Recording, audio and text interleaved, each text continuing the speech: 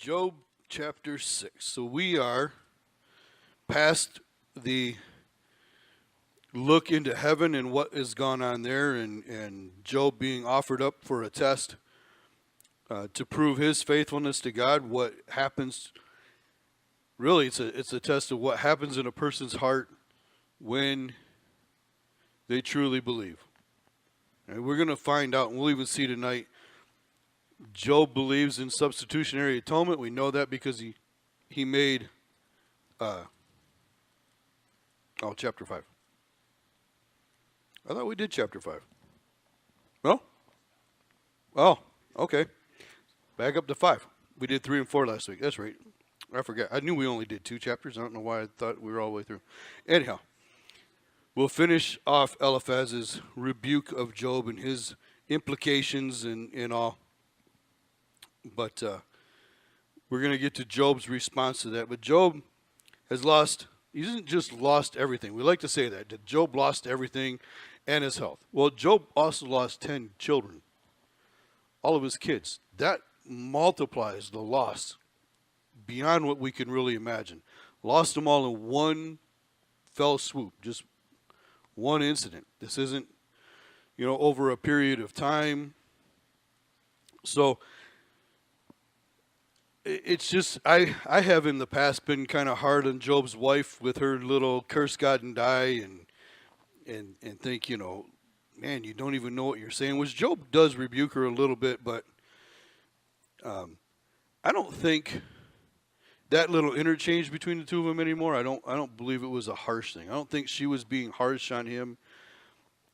She may or may not have had some insight as to what was going on. Certainly the words that she spoke were maybe inspired by the enemy because that was his charge against Job. But she too has lost 10 children, all of her provision. Job's not sitting in his house in this condition. Job is sitting out in a dump, in an ash heap, where they burn the trash. He's not Mr. Wealthy. We'll see again tonight if we get far enough. It was months before his friends got there. So it's not like this all happened and then the next day or the next week or whatever, the diseases came, and then after that, 2 days later or even a day later or whatever, his friends showed up. He's been in this physical condition for months. And we don't know what the time period was between losing everything and then the physical illness taken on. So this could have been over a pretty decent period of time and not something that happened really, really fast. I think we tend to think that because everything was gone in one day, that day 2 was the next thing that happened and all the loses his health on the next day, and then his friends show up on day 3 and they don't speak until 7 days later. We're going to get the implication here that it's not that. He's been in this physical condition by this time for months even before they show up. So you have these 3 guys that come on the scene here. Eliphaz is who we're dealing with, and then it'll be Bildad next. And they come and they like I said, they see him from afar off. They don't really recognize him. When they do recognize him, they weep. They go into a state of mourning. They're sitting with him in the ash heap. They're not speaking to him. They don't say a word. They're just there for 7 days. But when they do open their mouth, it's not great. It's not that there's no truth in what they're saying. It's just a misrepresentation of the truth that makes it wrong, and the implication that they won't let go of that Job did something wrong to deserve this. And we have to remember that's not always the case. It's really easy to look at a pastor in China who we know is serving the Lord under a government that is very anti-God, and he gets arrested, and nobody knows where he's at, and he's gone for years, sometimes never comes back, and say, well, that's persecution. And so we pray for him, and we cry out for him, and we have a lot of sympathy and compassion for him and his family. And But when we see somebody who it just seems for no reason at all in our country that is just everything has turned bad. And we go, man, must not be walking right before the Lord. You know? Something must be wrong. He must have done something because God wouldn't let this just happen to anybody. When we have a whole book in the Bible contrary to that. Job didn't do anything. Job was the most righteous man in God's eyes. Job was an upright man. He honored God. He sacrificed to God. He cared for and was raising his children right. The children weren't there partying and being out of control. And you know, he was a dad that just lost control and prayed for his kids. When we read through that, we find that they celebrated on their prescribed day. Now, whether they celebrated, 7 boys and they each took turns hosting the family every day of the week, or most think, I guess, that it was on their birthday. So when it was their birthday, they just hosted the whole family at their house, and they celebrated life. They celebrated one another. They were a close family. They took care of their sisters who weren't married. They brought them with them. They cared for them. And Job made sacrifices for him, not because there was anything evident that he saw that dishonored God, but just in case they had a thought in their heart that might have dishonored God. So that really speaks to the behavior and the character of the kids. This is a good family who didn't do anything wrong to deserve this to happen to them. But that's going to be the charge all the way through this book until finally God speaks. And and these are older men. I think it's in chapter 15 we find out these 3 guys are older than Job's father. So they're older men.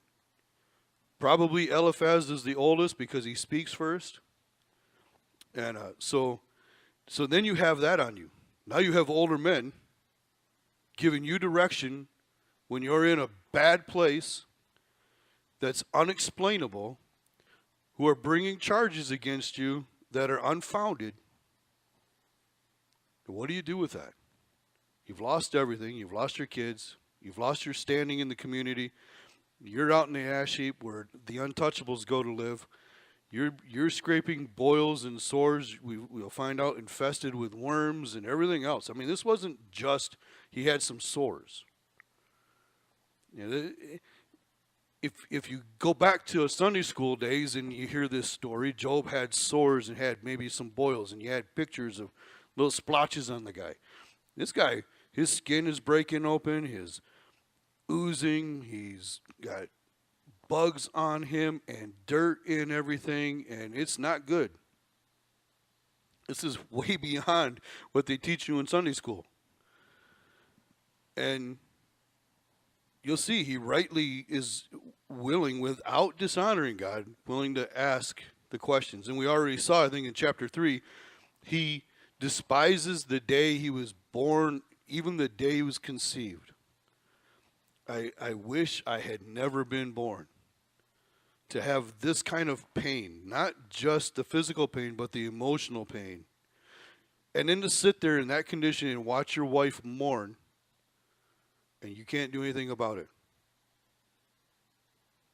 But say to her, we can't just take the good from God, we're also going to take the adversity from God.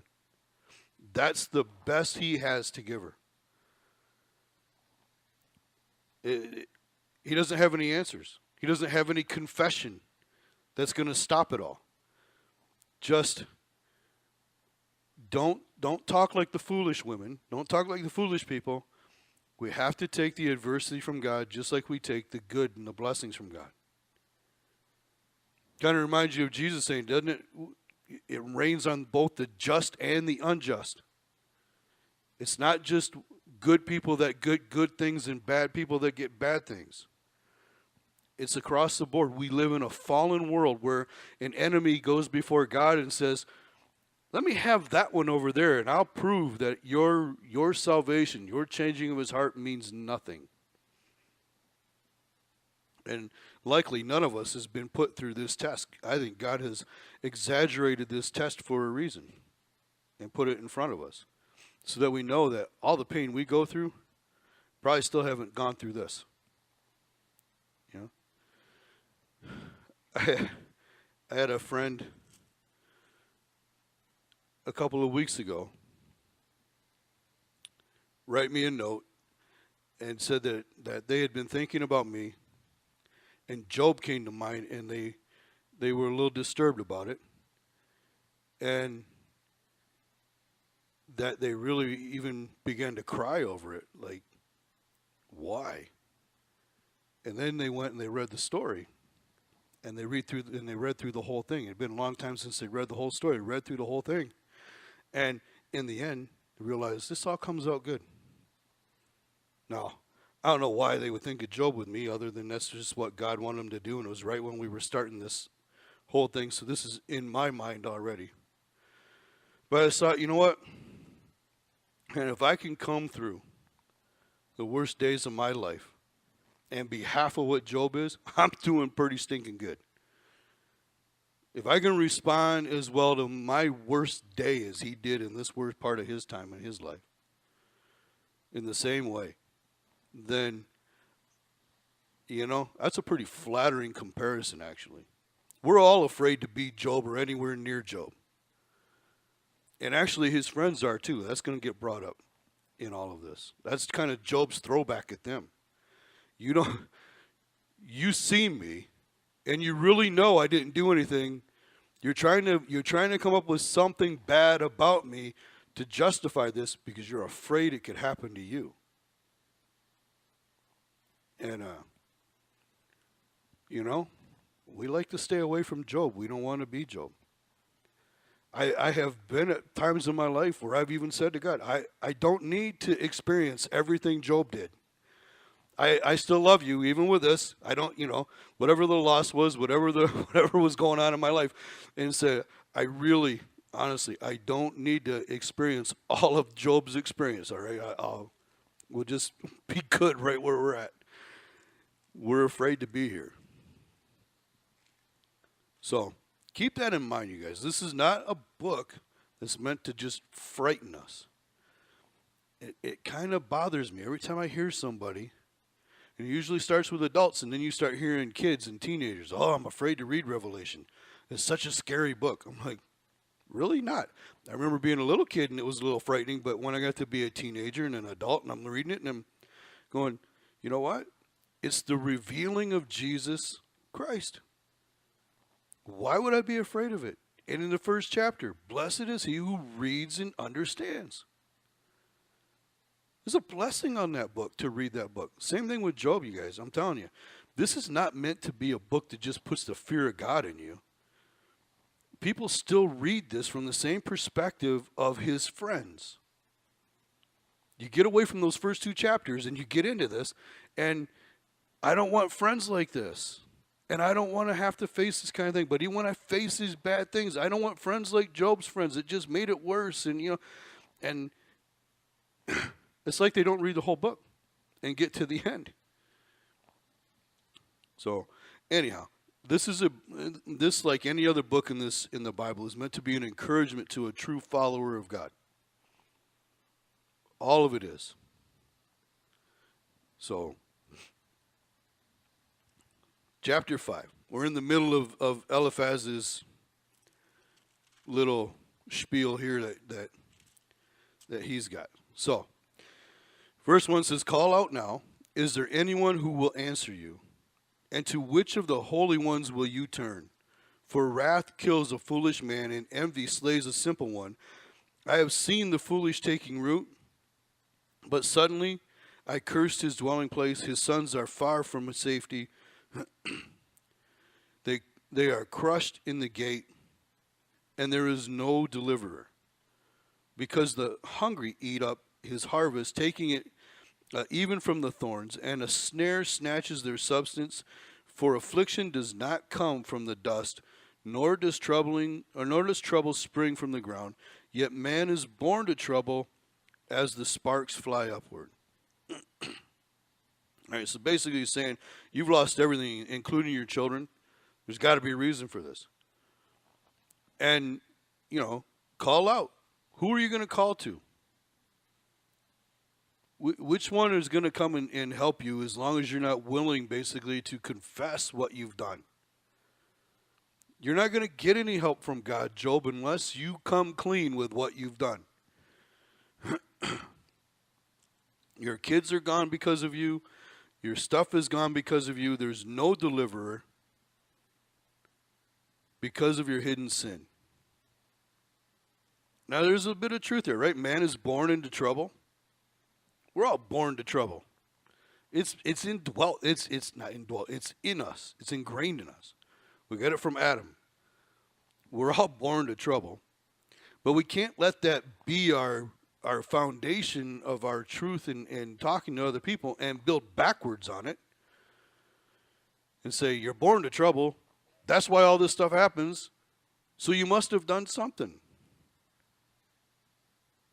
Verse 8, but as for me, I would seek God, and to God I would commit my cause, who does great things and unsearchable, marvelous things without number.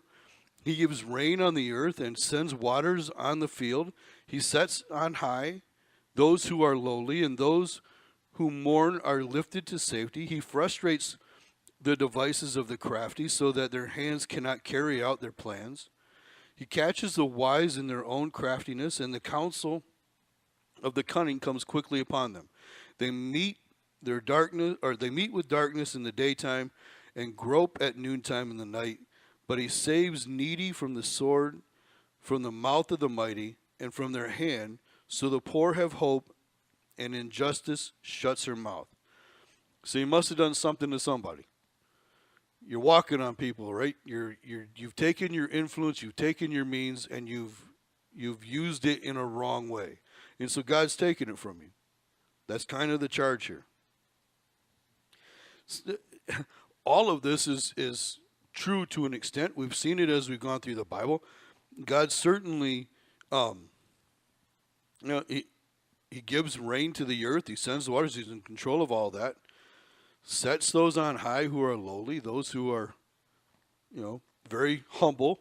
He gives grace to the humble, resists the proud, gives grace to the humble. Those who mourn are lifted to safety. He takes care of the people who are not able to care for themselves sometimes. Frustrates the devices of the crafty. How many times in the book of Kings and in the Chronicles did we see men who had plans to do evil against the people of God, and their plans are frustrated? They've made plans against God. And we even looking to the end, you see the plans of Satan, you see the plans of the Antichrist and false prophet. They're going to be very crafty, very convincing, and yet all their plans are going to come to nothing because God's going to step in and God's going to show himself way above them. And so all of that is true, but the implication that Job is the crafty one, Job is the one who's exalted himself, Job has done all of these things, he's kind of talking out both sides of his mouth. First, it's you've lost everything God gave you because you sinned.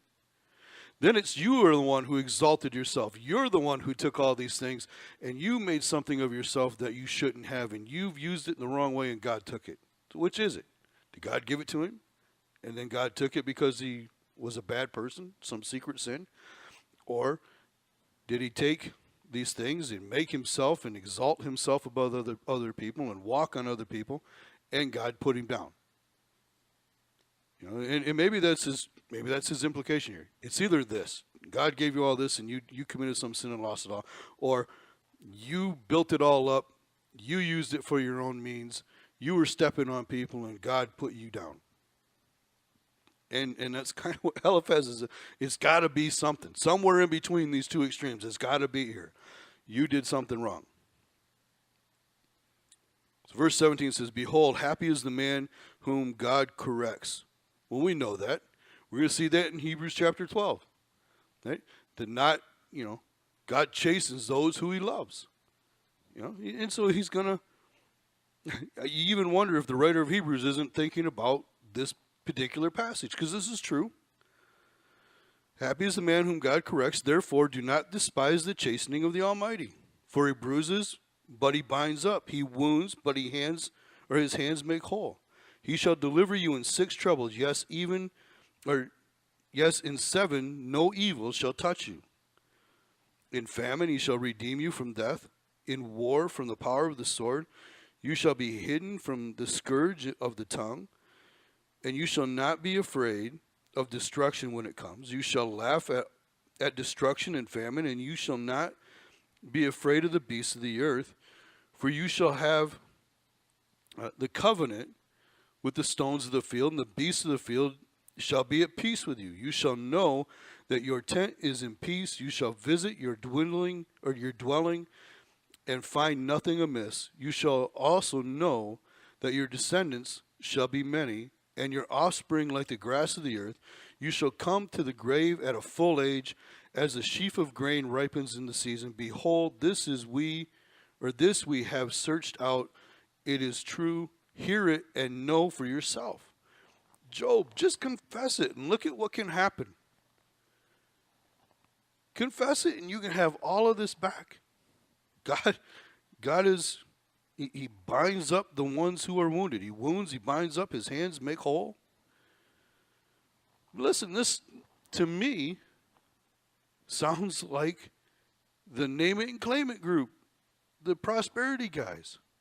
If you're walking right with the Lord, you have enough faith, man, you will have all of this in abundance, everything you can imagine and more.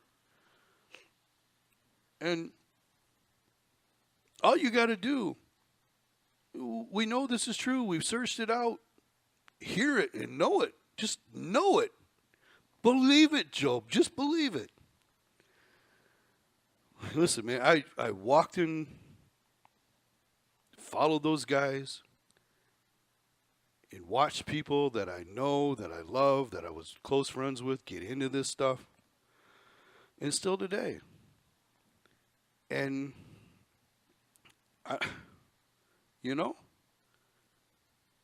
when the bad times come, they're like, "Whoa, I lost favor with God." No, you didn't, man. Maybe God was bragging on you. How about that? Or maybe, no,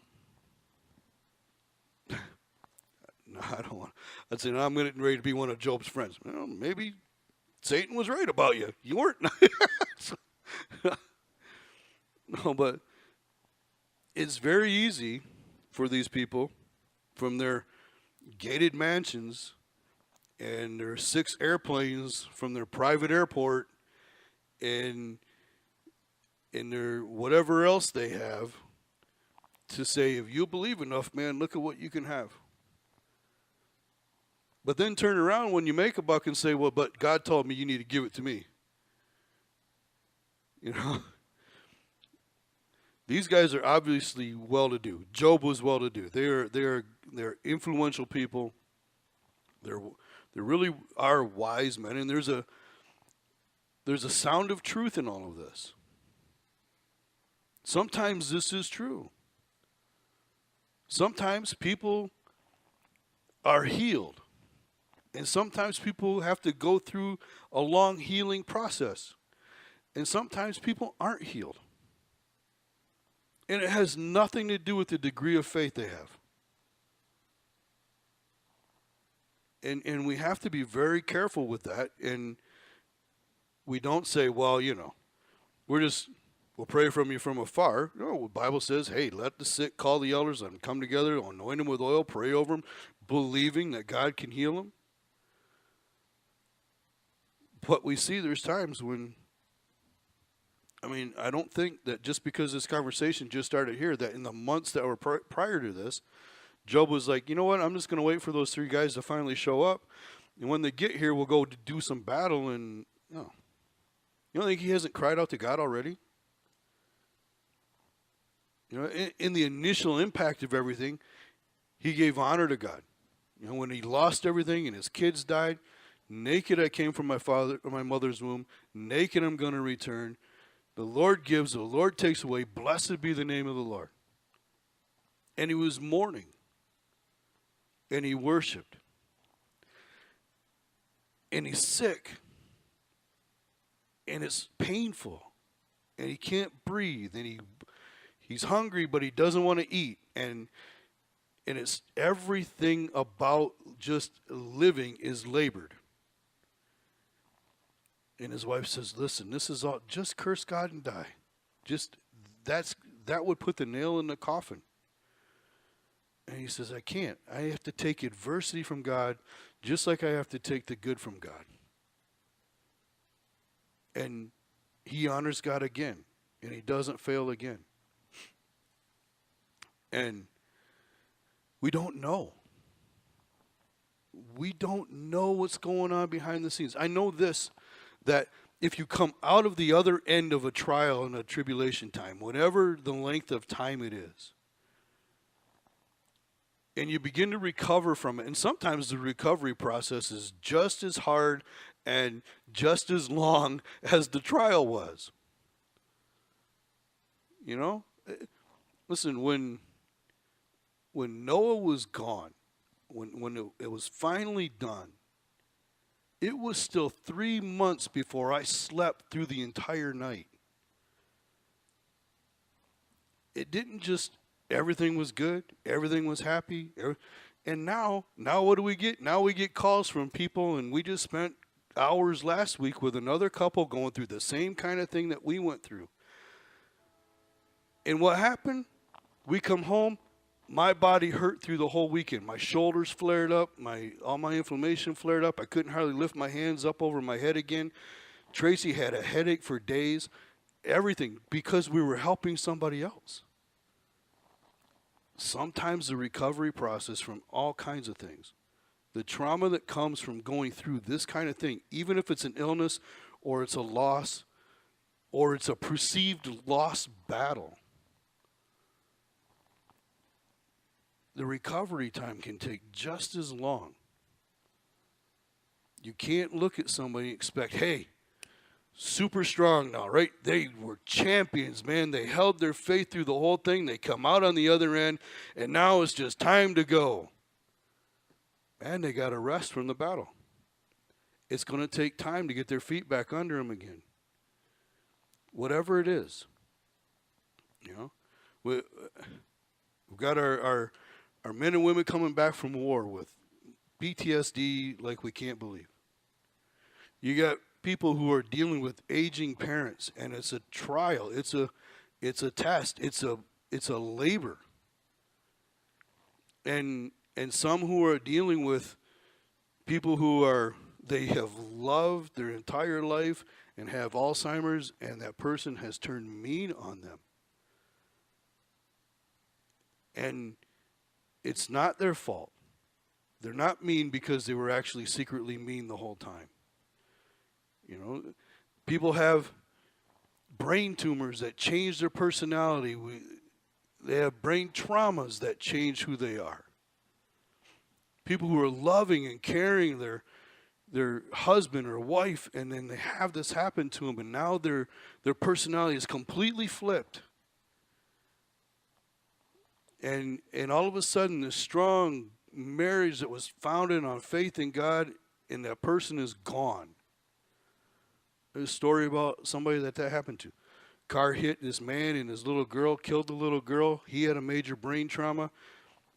He was a loving, caring father, strong in the Lord, recovers from that injury, drains the bank account, leaves the family high and dry, mean to his kids, traumatizing his boys. Just, he's a completely different person because of that brain trauma.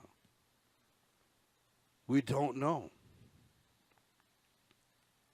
And these guys, and I've heard some of these faith guys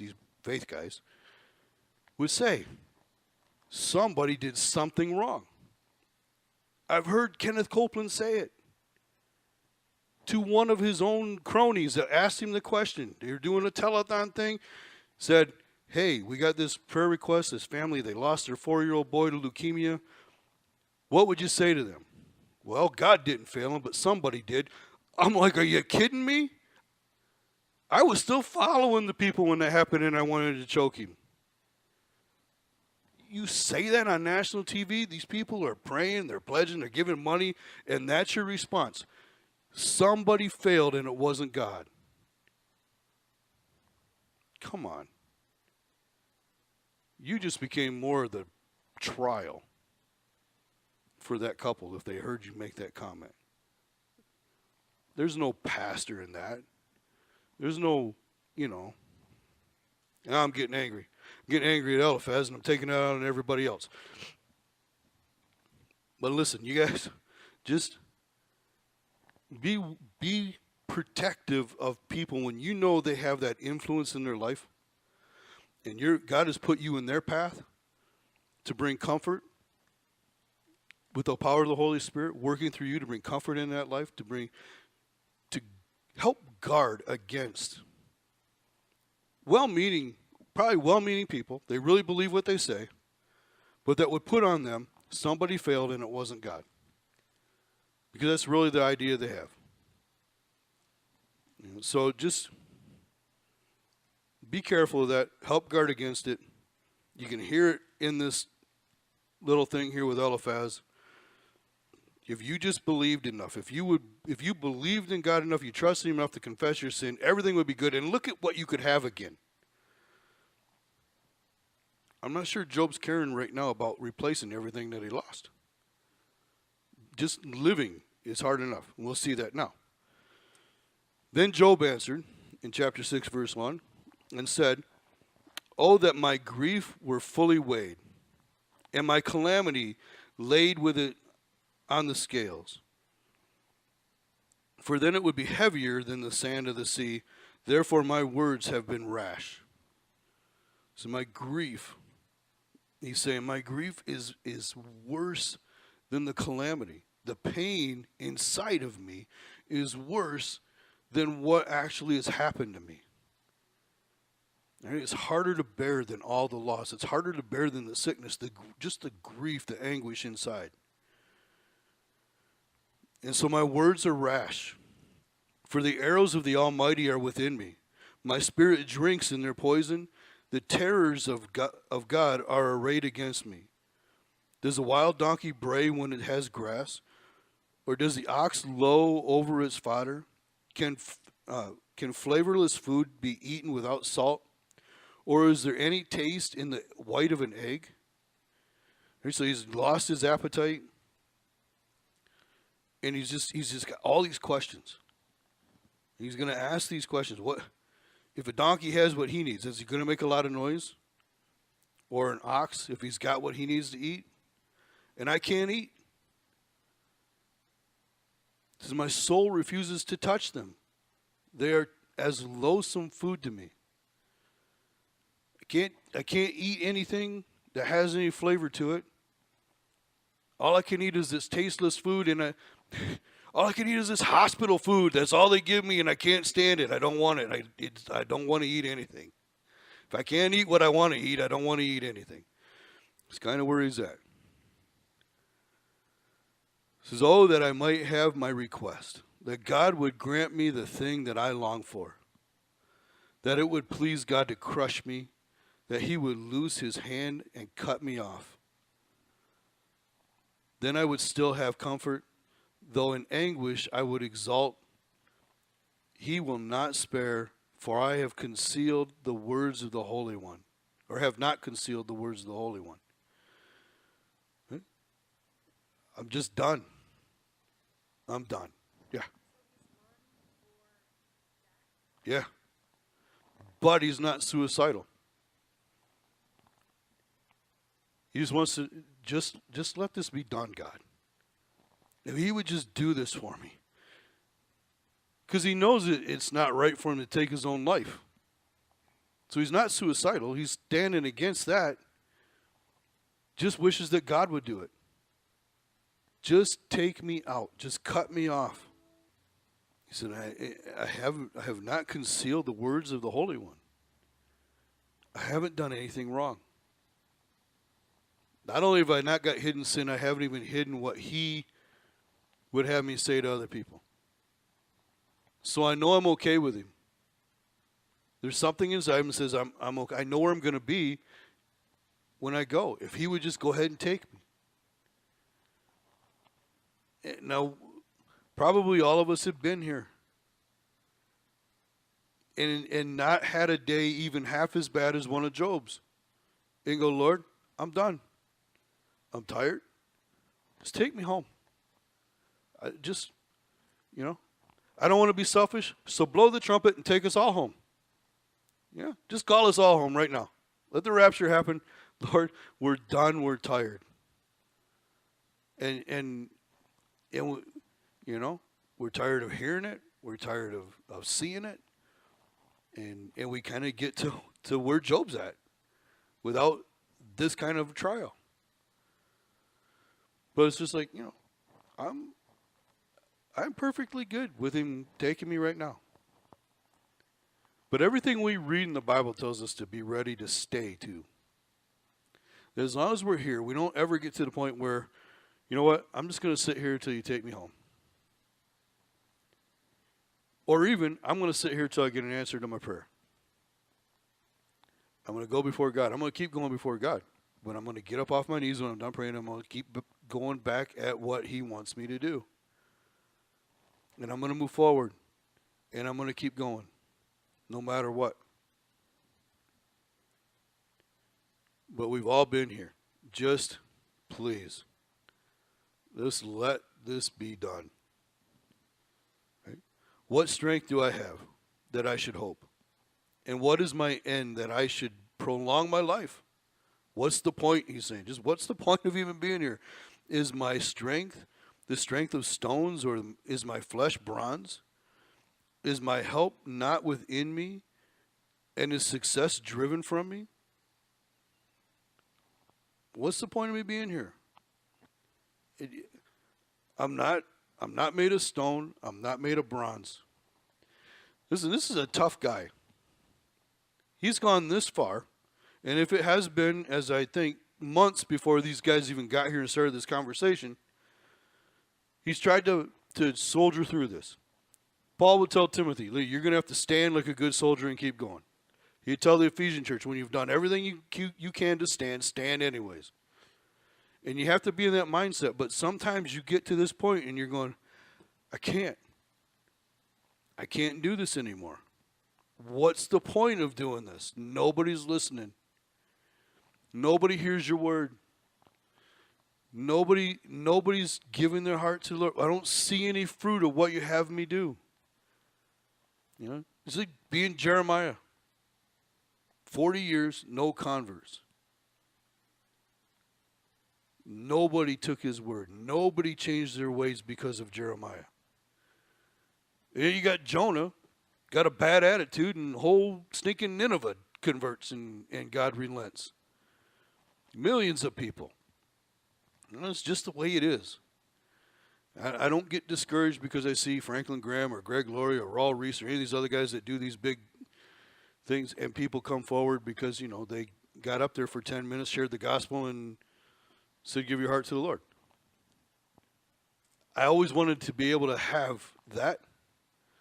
But when I finally heard somebody compare Jeremiah to Jonah, I was like, I'm not real thrilled about maybe having a ministry like that where I don't see much. But, yeah, if he can do it for 40 years, I'm probably not going to live another 40 years anyways, but, you know, so I'm good.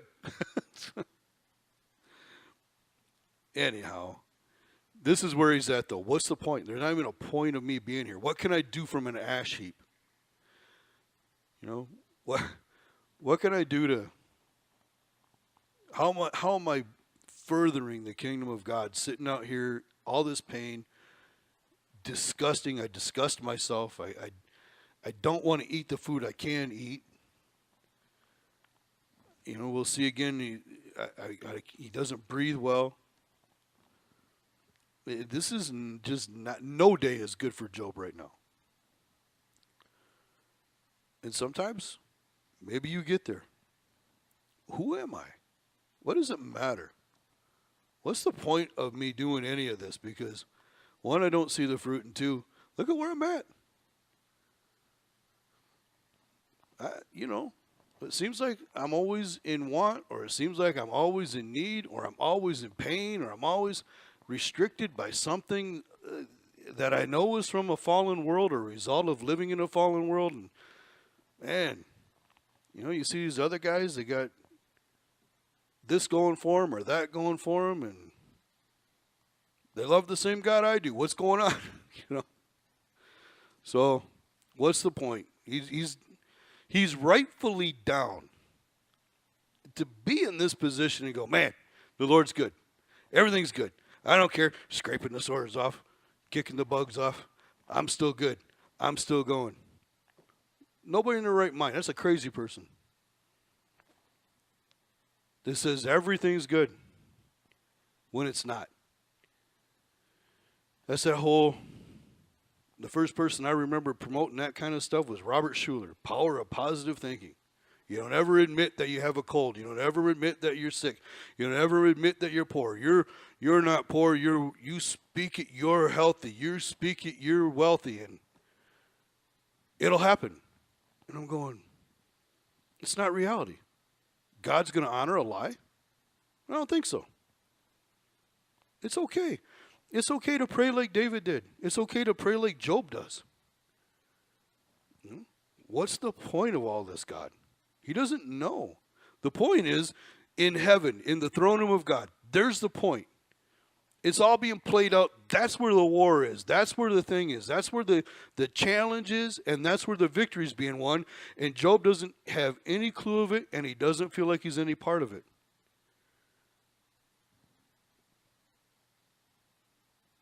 Verse 14 says, to him who is afflicted, kindness should be shown by his friends, even though he forsakes in the fear of the Almighty. Now he's addressing Eliphaz. You could at least say something nice. It was better when you were quiet. If you're going to speak, you could at least say something nice about.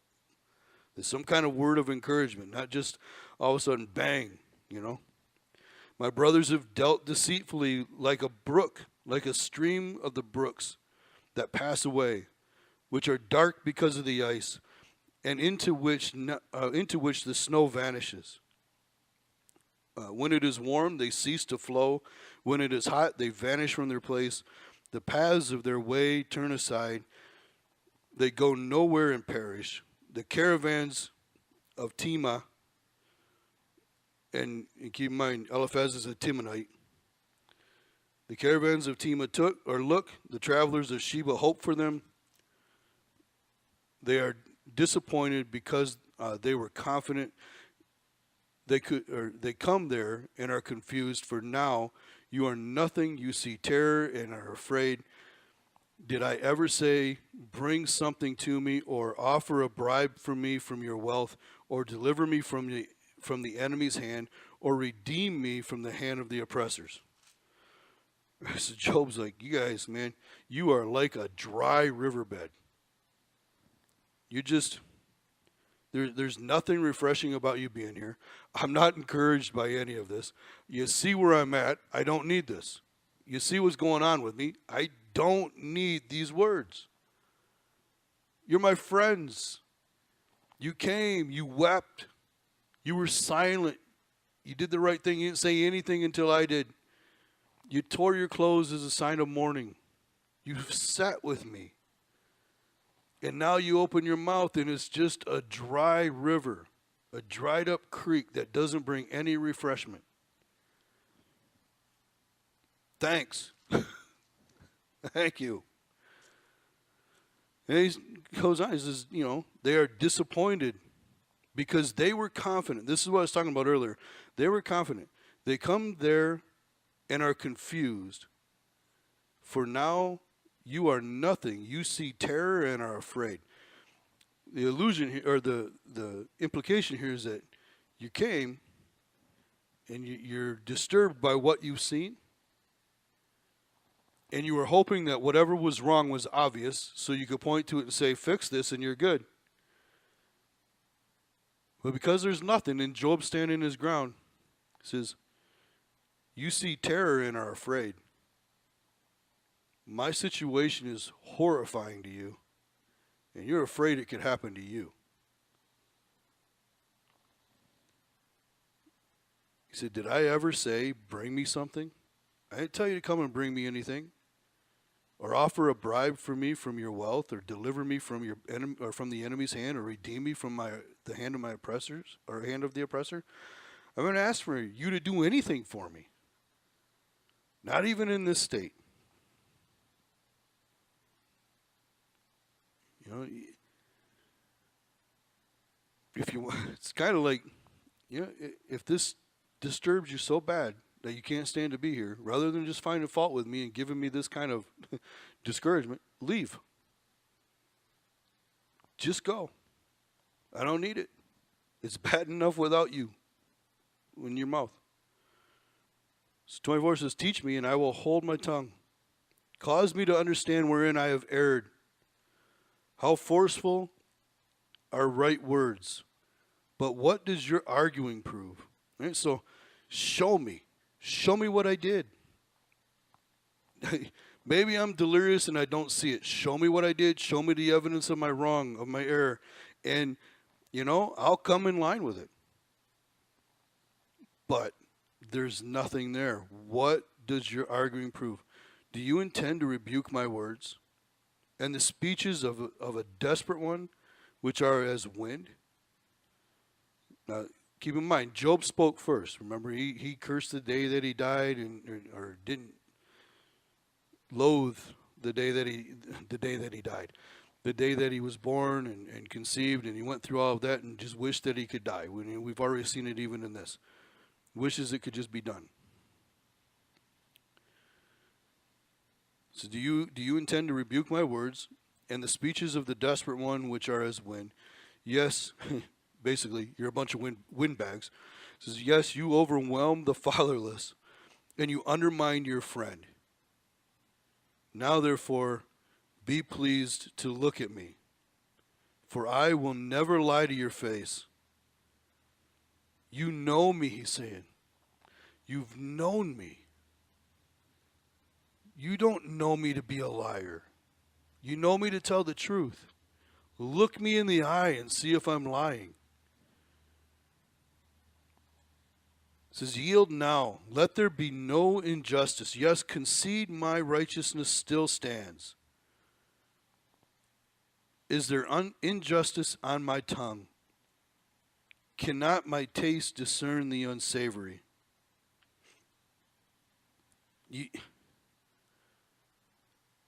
You're putting a bad taste in my mouth, man. You're going to argue with me. I haven't done anything wrong, and I'm in this state, and you don't think that I can say to God, listen, I wish I would just be done. You're going to rebuke me for that? You're not, yeah, he doesn't want him to encourage him to take his own life. But something.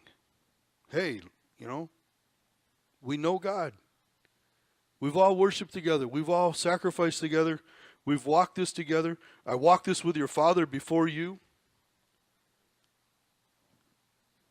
This is good. You're going to be all right. We're going to get through this. We're going to be here to help you. However we need to help you, we'll be here to help you.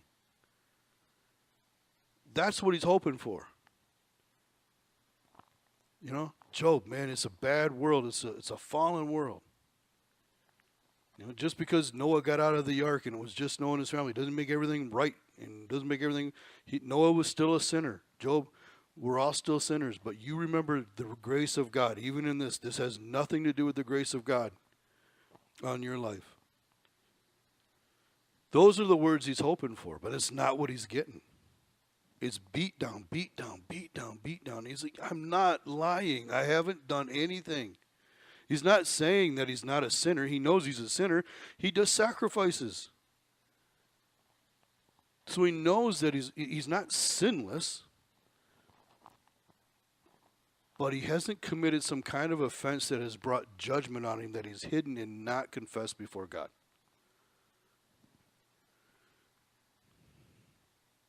And listen, look at me. Look me in the face.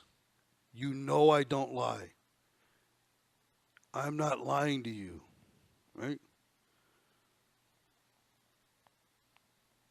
says, is there not a time of hard service for man on earth? Are not his days also like the days of a hired man? Right? So don't we have hard times? Job's saying, and our days, we're here for a moment, we're here for a purpose, and then we go. We're not here forever. It says, like a servant who earnestly desires the shade, like a hired man who eagerly looks for his wages, so I have allotted monthly or months of futility. All right, so there he's talking about, I've been this way for months now, and wearisome nights have been appointed to me. When I lie down, I say, when shall I rise? So he can't sleep. And the night, when shall I rise and the night be ended? For I have had my fill of tossing till dawn.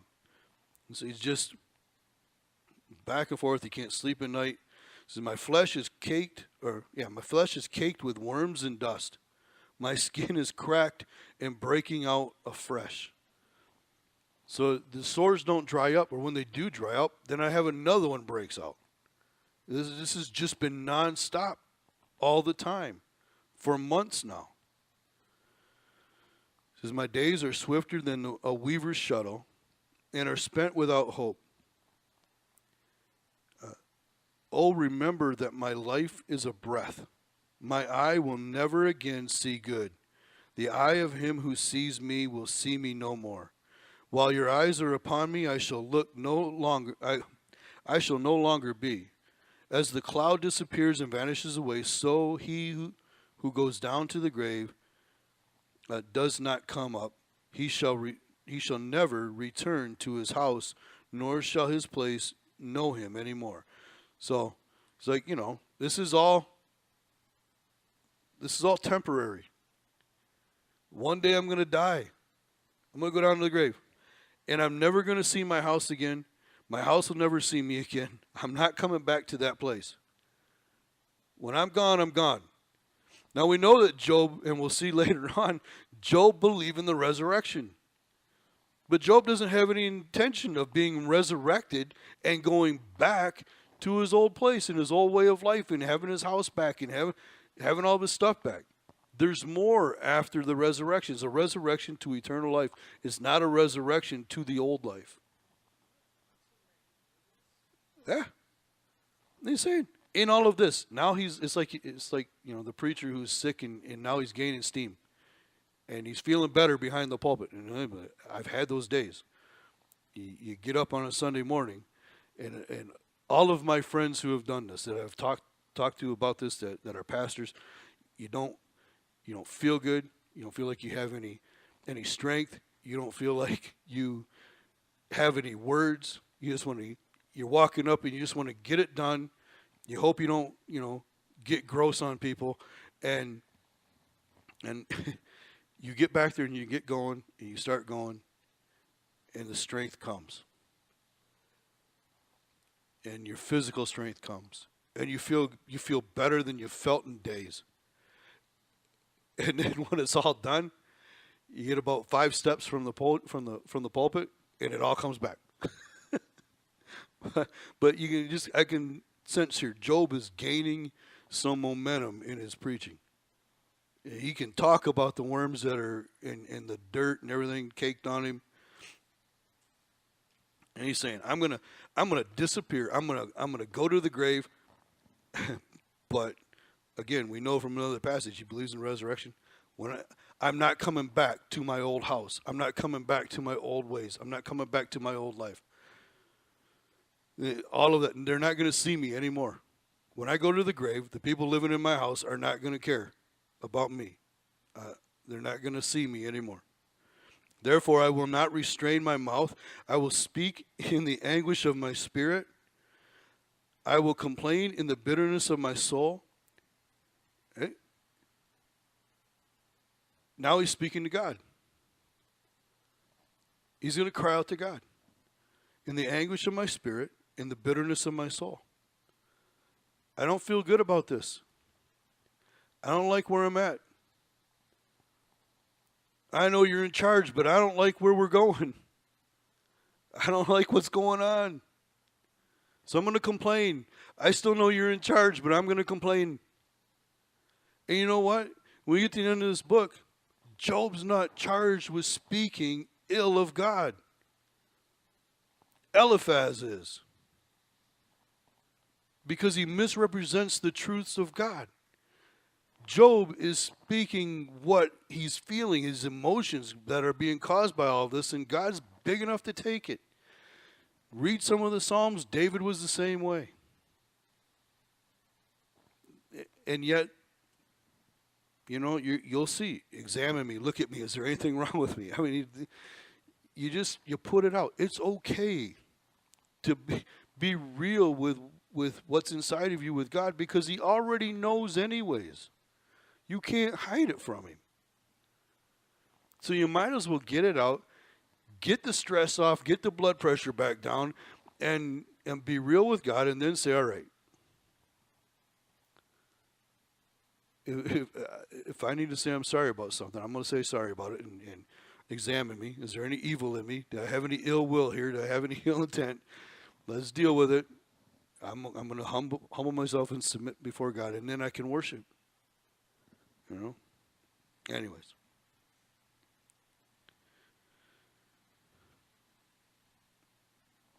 Verse 12 says, am I a sea or a sea serpent that you set a guard over me?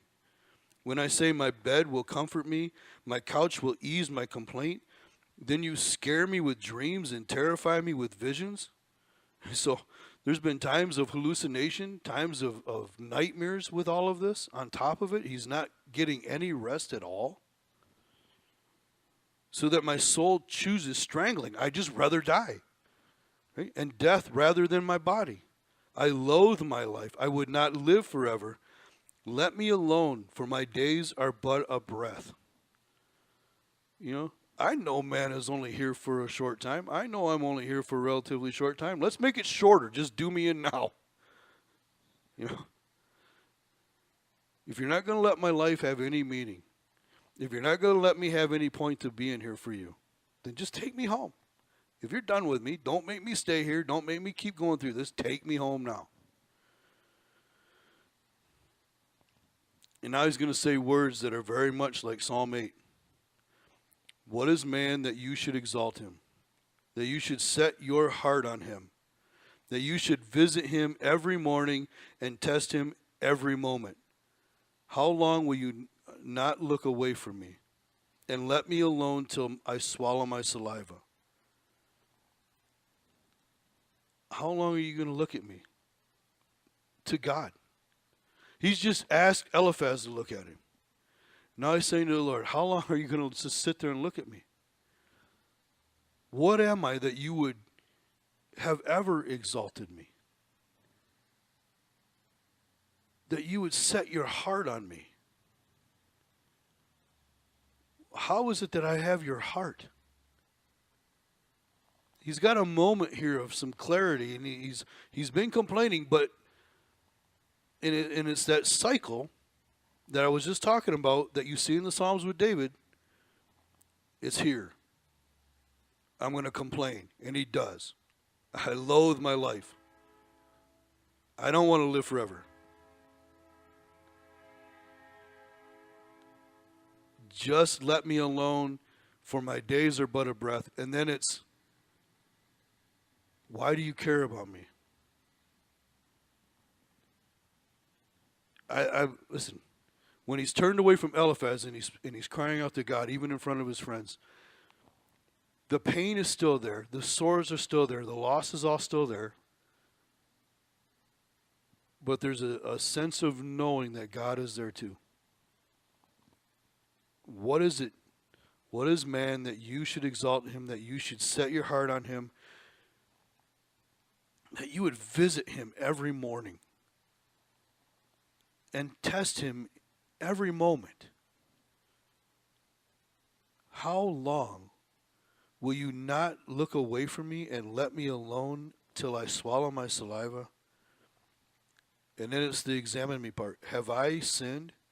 What have I done to you, O watcher of men? Why have you set me as your target, so that I am burdened to a burden to myself? Why then do you not pardon my transgression and take away my iniquity? He's saying, if what these guys are saying is true, then why haven't you pardoned my transgression and taken away my iniquity? Why haven't you taken away my sin? He understands grace. Am I not still in your grace? If I've done something that has caused this to come on me, then why haven't you taken the sin away? I've made the sacrifices. My heart has been right before you. Why am I still going through this? Did I sin? Is there something that I've done that I haven't confessed? It says, for now I lie down in the dust, and you will seek me diligently, but I will no longer be. I'm just going to lay here. I can't do anything else. But he knows God's still going to find him. God knows where he's at. You know where I'm at. Isn't it what we tell people here since we started? God hasn't forgotten you. You can go through something like this and you can know God hasn't forgotten you. You're going to diligently seek me. And I won't be. Someday I'm going to die. You're going to seek me till the day I die. You're going to visit me every morning till the day I die. Your heart is on me until the day I die. And he knows from the other things that we've said in his anguish, or that he said in his anguish, that God could just take him. Well, as long as he goes through this, God's there with him. But one day, it's going to be done. And it's going to be all done, and I'll be with him forever. But for now, humbleness comes out of Job. In an admission of, I'm going to speak to you from bitterness and from, what do you say, I'm not going to restrain my mouth. I'll speak in the anguish of my spirit and the complaint and the bitterness of my soul. Everything's coming out of me. I'm just going to let it go. I'm just crying out to you. And it doesn't go but for what, 2 or 3 more lines? And then it's, why do you pay attention to me? Why do you care about me? In all of this that you've made, the great universe that you made, we're going to see that he's going to talk about God spreading out, him alone being the one that spreads out the stars. In all of that, in this little speck in the middle of your universe that you created, there's even a smaller speck that you pay attention to. What am I to deserve that?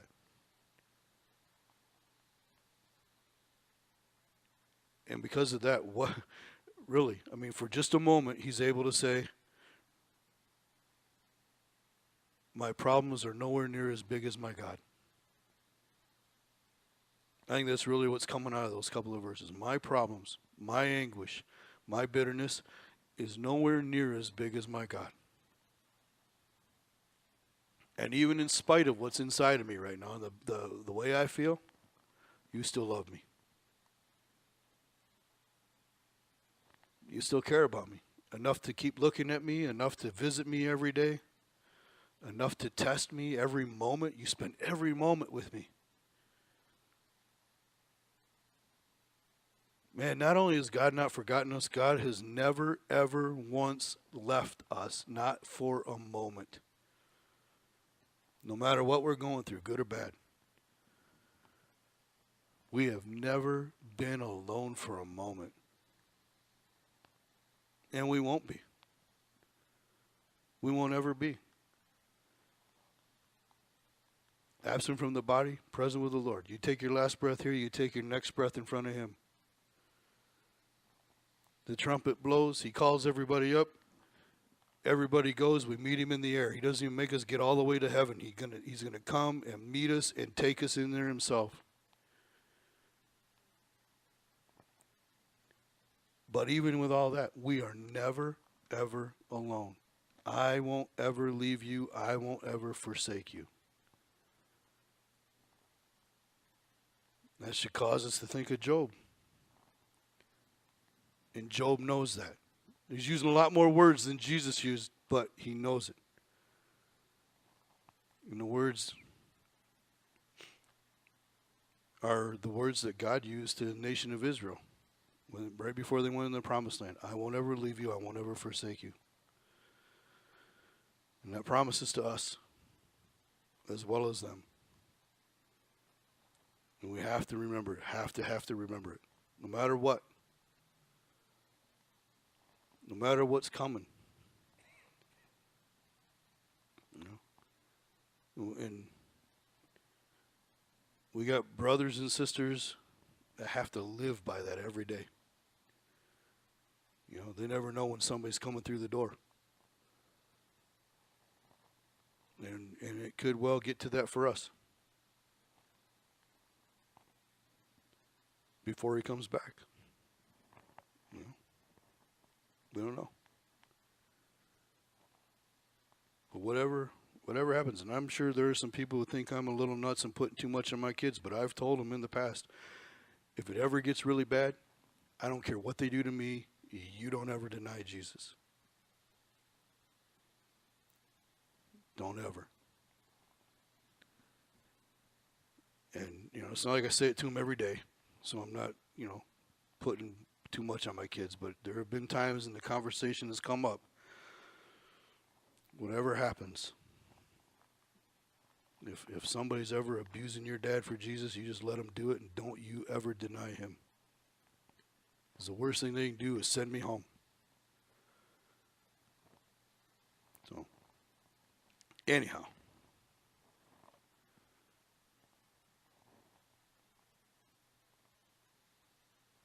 I don't know if I'm encouraging anybody or not with this.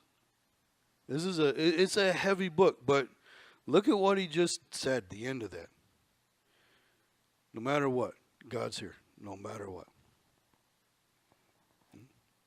Let's pray. Father, thank you for your word and the encouragement of a man who went through something I can't even imagine.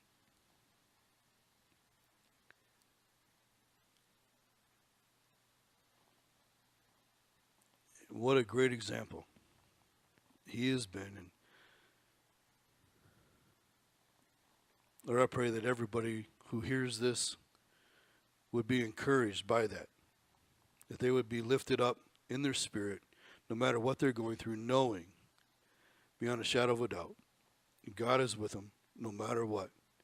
That they can let their emotions spill out to you, that you're big enough and you're bigger than the situation and you're bigger than their emotions.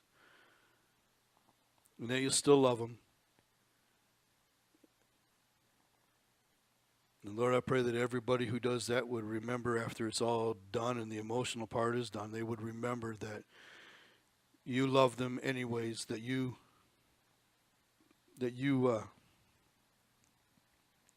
with them every moment of every day. That you never look away.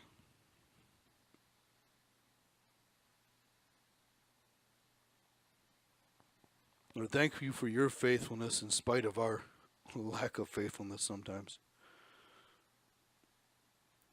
And Lord, we look forward to seeing your face. Encourage us on the days that seem too much. And remind us that you're with us. And help us to look forward to the day, again, when we are standing in your presence, never again to leave. In Jesus' name, amen.